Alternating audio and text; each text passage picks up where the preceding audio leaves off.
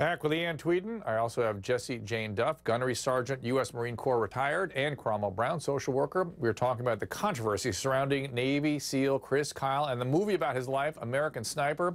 Jessie, does this movie turn Chris into a hero that he never, in fact, really intended to be? Well, I think you hit the nail on the head. He never wanted to be a hero. I think what it does, it personalizes him and it shows people the sacrifices that we make on active duty every single day. And to some people, that becomes heroic. Often, we make heroes out of people that have meant something to us. We don't expect Chris Kyle to be a hero to everyone, but for those of us who have served and been on active duty, this movie shows the hardships we endure, what our families go through, the sacrifices we make every single day to ensure that the freedoms that we have right here in this studio to talk about this very topic still exist today. And that, to many people, is very heroic. And I think, Jessie, I read in a pre-interview you said that everyone in the military out there in the field is giving us a blank check to, including their life, they're willing to lay on the line for us.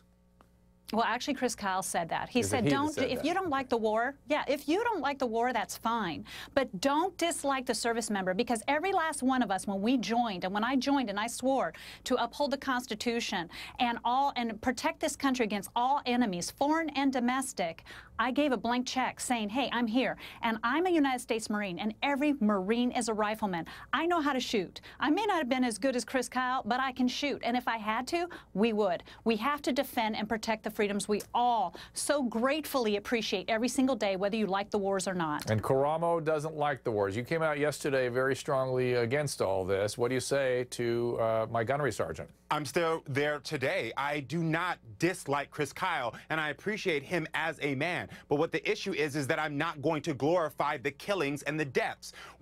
First of all, what's disheartening is that we should not have been in Iraq in the first place. So all these people that he killed, we shouldn't have been there.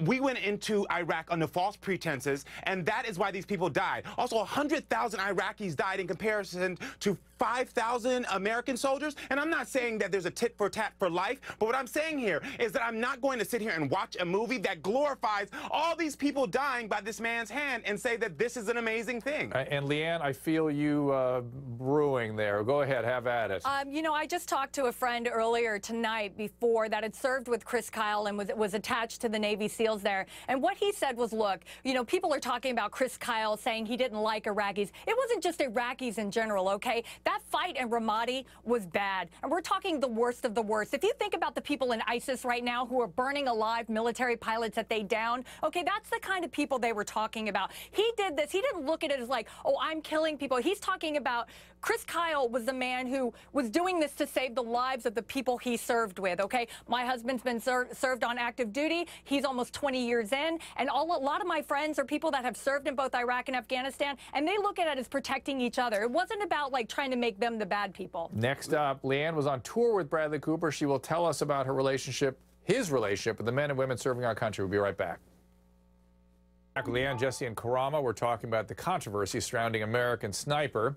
Leanne, you spent some time with the man who portrayed Chris Kyle in American Sniper. Tell us about Bradley Cooper and his interaction with the troops on active duty. You know, I actually got to spend a couple weeks with him. We traveled to Iraq and Afghanistan on a USO tour with the chairman of the Joint Chiefs of Staff. And he was a lovely guy who really loved the troops. And it's funny, Bradley and I got into some political conversations and stuff, but what was important to him was to show the troops how he felt about them, how he respected what they did, how less than 1% of the United States population even wear a uniform in this day and age to serve and do everything that we ask of them to do as a country. We visited wounded warriors together, and he was just, you know, a guy who I know when he wanted to do the story of this book of Chris Kyle, he wanted to get it right, and I think he did a really great job. I talked to a couple people who knew Chris and Taya, and they said he really got it down right. And Chris was killed 2 years ago at a shooting range. He and a friend took Eddie Ray Routh to try to help this guy recover from PTSD.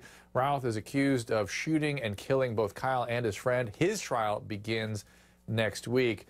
Jessie, you know, isn't that just one of those unforeseen tragedies and another example of people not supporting veterans properly so they get the care they need?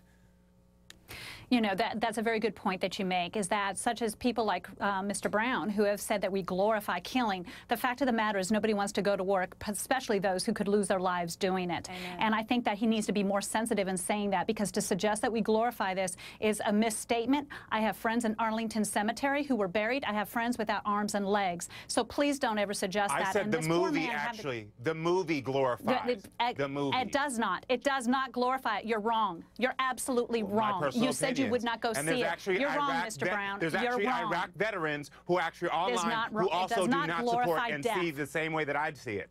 So does not glorify. There's Iraq veterans against the war who are online who support what I'm saying. Mr. Brown, let me finish.